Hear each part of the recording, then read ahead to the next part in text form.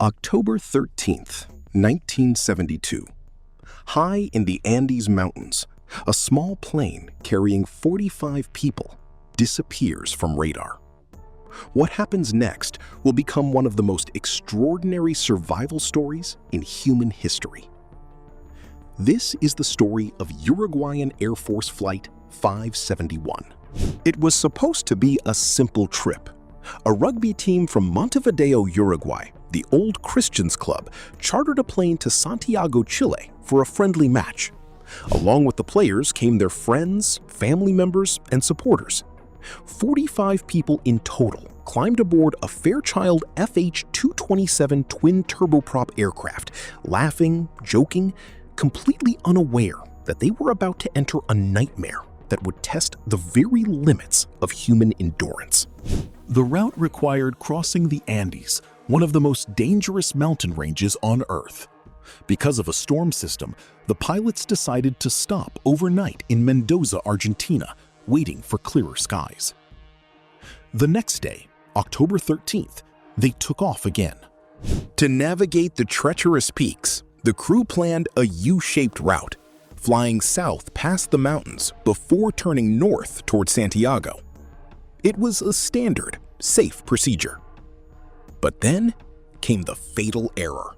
After contacting air traffic control in Malargüe, the co-pilot believed the plane had already passed the mountain range. He requested permission to descend to a lower altitude, thinking they were clear of danger. They were not. As the clouds broke and visibility improved, the crew suddenly realized their mistake. The mountains were not behind them, they were directly ahead. Before anyone could react, the plane's wing clipped the side of a mountain. In seconds, the aircraft was torn apart. The wings sheared off. The tail section ripped away, taking several passengers and crew members with it into the abyss below. What remained, just the main fuselage, became a makeshift toboggan, sliding at terrifying speed down a steep, snow-covered slope, plunging over 700 meters before finally coming to a stop in a remote, frozen valley at nearly 3,600 meters above sea level. Silence. Then, chaos. Of the 45 people aboard, 12 to 13 died instantly or within moments of the crash, crushed by debris, thrown from the wreckage, or killed by the sheer violence of the impact. The cabin, now a mangled tube of metal, had become both their shelter and their tomb. 33 people were still alive. Some had broken bones, some were bleeding heavily. One young man, Roberto Canessa, a medical student, later found his friend Fernando Parrado lying unconscious with a fractured skull, seemingly on the verge of death. They were stranded at extreme altitude, in freezing temperatures, with no rescue in sight, and no idea how long they would have to survive. The survivors faced conditions almost impossible to imagine. Temperatures at night dropped below -20 degrees Celsius. The air was thin. There was no food. There was barely any water except snow, and many of them were seriously injured. But something remarkable happened in those first desperate hours. They organized. Using pieces of the wreckage, they built makeshift shelters inside the fuselage, blocking the freezing wind with luggage and seat cushions. At night, they huddled together for warmth, sharing body heat, taking turns lying in the coldest spots near the broken walls of the cabin. Roberto Canessa and a few others with basic first aid knowledge worked on the wounded, using pieces of metal from the aircraft as makeshift splints for broken bones. They cleaned wounds with snow and bandaged them with strips of clothing. Thirst became an immediate crisis. At this altitude, dehydration can kill as quickly as the cold. The survivors discovered that by placing metal sheets from the wreckage under direct sunlight, they could slowly melt snow into small amounts of drinkable water. Food, however, was the real horror waiting for them. They had almost nothing. A few chocolate bars, some crackers, a handful of peanuts salvaged from the wreckage. Rationed carefully, this tiny supply lasted only a few days. And once it was gone, there was nothing left. No plants grew at this altitude. No animals lived here. Just snow, rock, and the freezing wind. They were surrounded by an ocean of white, beautiful and utterly lethal.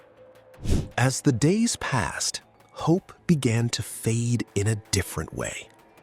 Using a small transistor radio salvaged from the wreckage, the survivors picked up a devastating broadcast. The official search and rescue operation had been called off. After 8 days of searching, authorities had concluded that no one could have survived such a crash in such brutal terrain. The world had given up on them. Now, they faced an impossible choice. Around them lay the bodies of their friends, teammates, and family members, preserved by the freezing cold. Starvation was closing in. Without food, they would all die within days. After long, agonizing discussions, arguments filled with tears, guilt, and desperation, the survivors made a decision that would follow them for the rest of their lives. They would eat the flesh of the dead in order to survive. It's important to understand, this was not a decision made lightly or without deep moral anguish. Many of them wept. Some initially refused. But slowly, one by one, they came to the same conclusion. Their friends would have wanted them to live. If the roles were reversed, they too would want their own bodies used to save the others. Survivor Roberto Canessa later described it almost as a sacred pact between them, an unspoken agreement that said, "If I die, use my body to save my friends." They began to see it not as a horror, but as an act of profound human solidarity, a final gift from the dead to the living. Just when it seemed the survivors had adapted to their brutal new reality, disaster struck again. On October 29th, 17 days after the crash, a massive avalanche thundered down the mountainside directly onto their shelter. The fuselage, which had become their only protection from the elements, was completely buried under tons of snow. 8 more people died that night, suffocated in their sleep, including Marcelo Perez, the rugby team's captain and one of the group's most important leaders. The remaining survivors, now only 19, had to dig themselves out from beneath the snow using their bare hands and pieces of metal, gasping for air in the darkness, uncertain if they would ever see daylight again. When they finally emerged, they found themselves in an even more desperate situation. Their numbers were smaller, their supplies were gone, their strength was fading, and winter showed no sign of ending. But somehow, they kept going. What followed was an extraordinary display of human creativity and resilience. The survivors turned pieces of the wreckage into practical survival gear. Seat cushions became insulated sleeping bags. Aluminum panels became reflective sun shields to prevent snow blindness. Strips of curtain and insulation became makeshift shoes and clothing. They found a navigational chart in the cockpit with coordinates and used it, along with a small compass, to try to understand their approximate location. They developed systems and routines, a strict rotation for who slept in the coldest spots, a rationing plan for their limited resources, and even ways to keep morale alive. Survivor Carlos Paez was known for his humor, cracking jokes to make others laugh, refusing to let despair take hold completely. As one survivor put it years later, "We built everything from nothing. We had to become engineers, doctors, and psychologists, all with materials from a broken plane." Their situation demonstrated something profound about human beings, an extraordinary capacity to adapt, even to the most horrifying and impossible. By December, nearly 2 months after the crash, it was clear that no one was coming to rescue them. If they wanted to live, someone would have to walk out of the mountains and find help themselves. 3 of the strongest survivors, Fernando Parrado, Roberto Canessa, and Antonio Vizintin, volunteered for this near-impossible mission. Using a sleeping bag made from insulation material and carrying a small supply of preserved meat, they set out on foot into the Andes. The plan was almost suicidal. They had no proper mountaineering equipment, no map showing exact terrain, and they were already severely weakened by weeks of starvation. On the 3rd day, Vizintin turned back to conserve supplies for the other 2 and to lighten their load. Parrado and Canessa continued alone. For 10 grueling days, they climbed and walked across some of the most unforgiving terrain on the planet, through deep snow, across narrow mountain ridges, facing biting winds and freezing nights, with nothing but sheer willpower keeping them moving forward. Finally, near total physical collapse, they spotted something in the distance: cattle, and then a man on horseback on the other side of a river. It was a Chilean farmer. Unable to cross the rushing water to reach him, Parrado shouted with everything he had left in his body, "I come from a plane that fell in the mountains. I'm Uruguayan." The farmer could not fully understand him over the roar of the river, but he grasped enough to know that these men needed urgent help. He wrote a note, attached it to a rock, and threw it across the river, promising to bring help. That moment, December 20th, 1972, marked the turning point of the entire ordeal. Word spread quickly. Chilean authorities were alerted, and a rescue operation was launched immediately. On December 22nd, helicopters made their way into the treacherous mountain terrain, an extraordinarily dangerous mission in itself, given the thin air and unpredictable weather at that altitude. 6 survivors were airlifted out that first day. Due to worsening weather conditions, the remaining 10 survivors had to wait 1 more agonizing day before helicopters could return. On December 23, 1972, 72 days after the crash, the final survivors were rescued.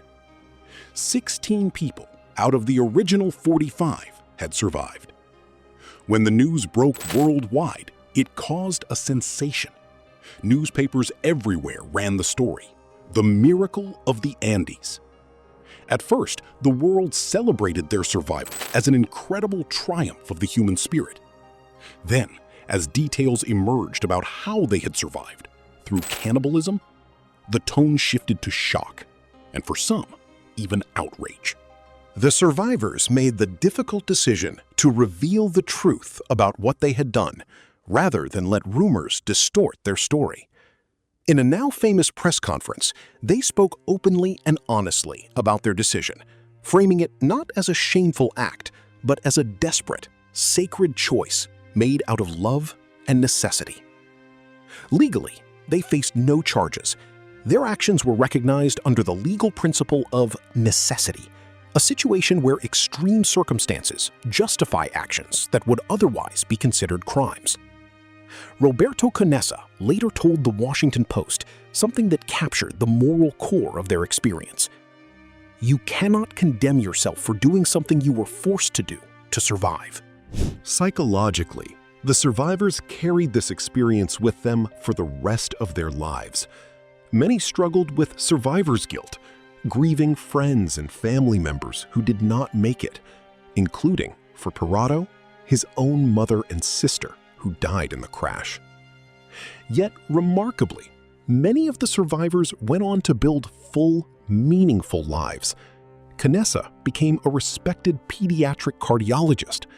Others started families, built careers, and became public speakers, sharing their story as a testament to human resilience.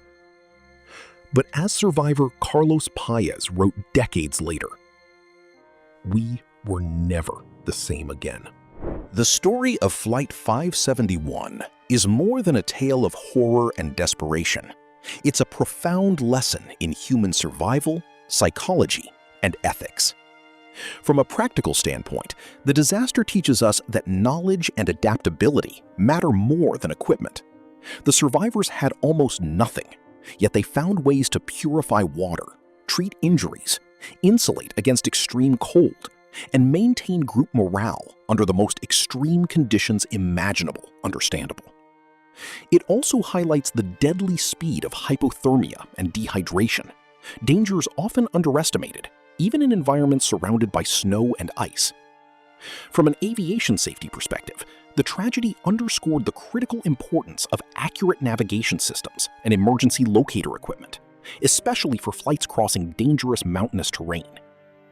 But perhaps the most powerful lesson is a philosophical one: the incredible capacity of humans to endure, adapt, and find meaning even in the darkest, most unimaginable circumstances, and the deep bonds of trust and sacrifice that can form when people are pushed to their absolute limits.